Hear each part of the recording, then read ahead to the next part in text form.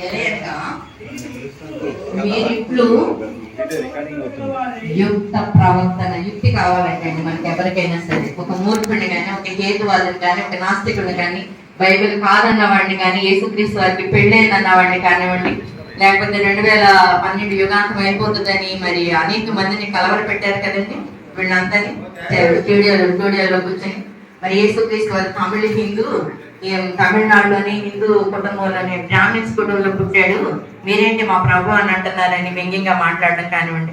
మరి ఇలాంటి వాళ్ళందరికీ మనం సమాధానం చెప్పాలంటే తండ్రి అయిన దేవుడు మనకి ఇచ్చిన మాట ఏంటని అన్నప్పుడు, అజ్ఞానంగా మాట్లాడు మూర్ఖుల నోరు మోయించుట దేవుని చేద్దాం. కింద పుట్టినోట్లో ఉంటదండి, వాళ్ళకి మేలు చేయడం అని అంటాడు. చూడండి, వాళ్ళకి మనం మేలు చేస్తున్నామంట. నాయన నువ్వు అలా మాట్లాడకూడదు. ఒకవేళ మనం రోషం కలిగి సవాల్ చేసి మాట్లాడుతున్న తప్పు అని మనం చెప్పగలిగినప్పటికీ కూడా మనం ఏం చేస్తున్నాం అన్నప్పుడు వాళ్ళకి మేలు చేస్తున్నాం అని అంటాడండి దేవుడు. మరి బోధ నిమిత్తము మనందరం పోరాడాలంటే పోరాడాలి. పోరాటం అనేది మనకి తండ్రి అయిన దేవుడు ఇచ్చాడు. మరి ఏంటండి ఆయుధం, ఏంటండి ఆ ఖడ్గం? మన శత్రువు ఎవరో మనకు తెలుసు, దయ్యం అని. మరి ఆ దయ్యాన్ని జయించడానికి సర్వాంగ కవచంగా ధరించుకోమన్నాడు కదండి వాక్యాన్ని. చూడండి, ఎబ్రియులకు రాసిన పత్రిక 4:12 ఆయుధం ఏంటి, ఆ కత్తి ఏంటి? మరి గొలియాతును చంపారు మరి దావీదు గారు. అలాంటి కత్తి అనంటే అలాంటి కత్తి కాదు కదండి. ఎందుకనగా దేవుని వాక్యము సజీవమై బలము గలదై రెండంచులు గల ఎటువంటి ఖడ్గము కంటెను వాడిగా ఉండి ప్రాణాత్మలను కీళ్లను మూలుగును విభజించినంత మట్టుకు దూరుచు హృదయము యొక్క తలంపులను ఆలోచనలను పరిశోధించుచున్నది. శోధించేవాడు అవ్వదు కదండి, పరిశోధిస్తుందంటండి వాక్యము మనలోకి వెళ్ళి. మరి ఈ రెండంచులు గల ఖడ్గాన్ని పట్టుకున్న మీరందరూ మరి మీ పిల్లలకి ఏం నేర్పుతున్నారనండి? ఇదే వాక్యాన్ని కదండి మీ బిడ్డ కూడా ఇచ్చేది. విశ్వాసమైన మీ పిల్లలే కదండి. సంఘంలో ఉన్న స్త్రీలు కానివ్వండి, యవనస్తులు కానివ్వండి, వృద్ధులు కానివ్వండి, అందరూ మీరు వాక్యంతో కనిపించుతున్న పిల్లలు కదండి.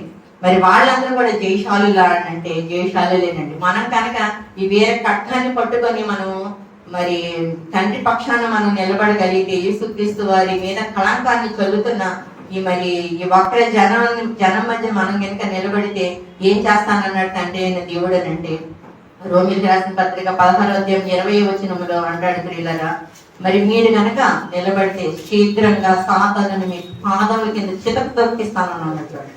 శీఘ్రంగానంటండి. అసలు మనం కనుక ఆయన పక్షాన్ని నిలబడితే అసలు లేటు కూడా కాకుండా శీఘ్రంగా సాతానుని మీ పాదముల కింద చితక తొక్కించడం అని అన్నాడు. కాబట్టి ప్రియులరా మరి వాళ్ళైనా జయశాలి గారికి బిరుదిచ్చాడు. మనందరికీ కూడా తండ్రి అయిన దేవుడు ఇచ్చిన బిరుది ఏంటో చూసుకొని ముగించుకుందామండి. 1 యోహాను పత్రిక 2:13-14 యోహాను గారు రాసిన మొదటి పత్రిక 2:13-14 తన సహోదరుని ద్వేషించువాడు. 1 యోహాను పత్రిక 2:13 చిన్న పిల్లలారా ఆయన నామమును బట్టి పాపములు క్షమింపబడినవి కనుక రాయుచున్నాను, మీకు రాయుచున్నాను. తండ్రులారా మీరు ఆది నుండి ఉన్నవానిని ఎరిగి ఉన్నారు కనుక మీకు రాయుచున్నాను.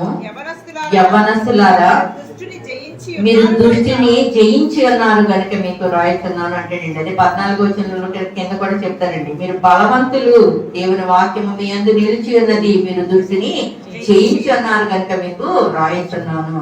దుష్టుని జయించామంటే నిజంగా అండి సువార్త వింటున్నాము, తండ్రి అయిన దేవుడు ఆకర్షిస్తున్నారు, సువార్త వింటున్నాము, మనలో ఉన్న పాపాలు, మనలో ఉన్న బలహీనతలు, రుగ్మతల్ని అన్నింటిని విడిచిపెట్టుకుంటున్నాము.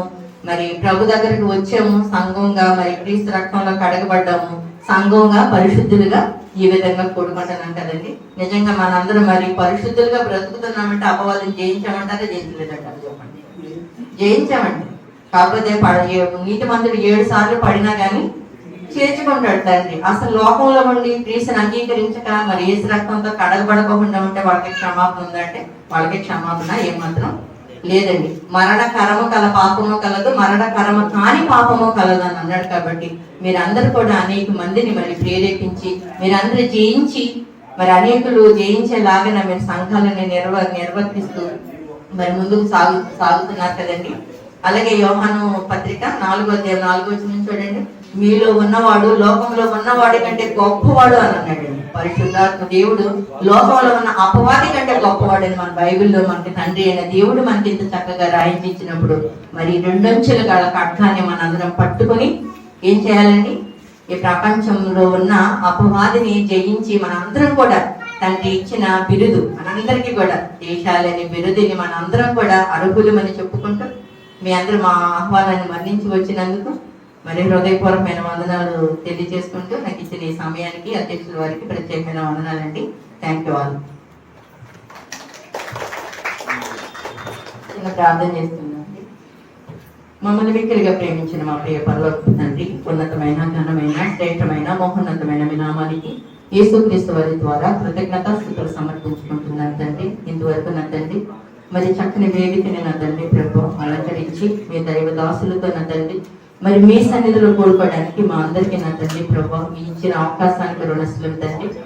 మీ తండ్రి గారు నా తండ్రి మరి 76వ జన్మదినాన్ని పురస్కరించుకొని మరి కూడికిని ఏర్పాటు చేసుకోవడానికి నా తండ్రి మేము ఆశపడినప్పుడు మరి జ్యోతిబాబు గారిని మరి రేఖారెడ్డి గారిని మేము నిలబెట్టి తండ్రి మరి మీ పిల్లల్ని నా తండ్రి ప్రభు గిన్నెడు సన్నీళ్ళు ఇస్తే చాలు మరి పలమ పోగొట్టుకోరని మీరు అన్నారు నా తండ్రి. మరి ఇంతటి మహా కార్యక్రమానికి నాంది పలికిన కుటుంబాన్ని మరి కుటుంబ సభ్యులని నా తండ్రి సహకారులుగా ఉన్నవారిని సంఘాన్ని కూడి వచ్చిన దైవ సేవకుల్ని వాళ్ళ పరిచర్యని నా తండ్రి మరి వారి కుటుంబాలని వారి ఆర్థిక ఇబ్బందుల్ని వాళ్ళు ఎదుర్కొంటున్న సమస్యలన్నింటినీ కూడా నా తండ్రి మీరు దృష్టించవలసిందిగా మీరు మాకు మేలు చేస్తారని నా తండ్రి విశ్వసిస్తున్నాను తండ్రి.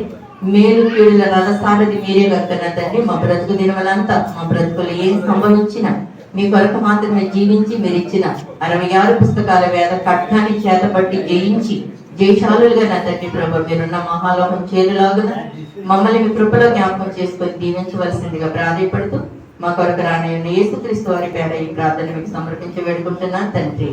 ఆమేన్. అందరికీ వందనాలు.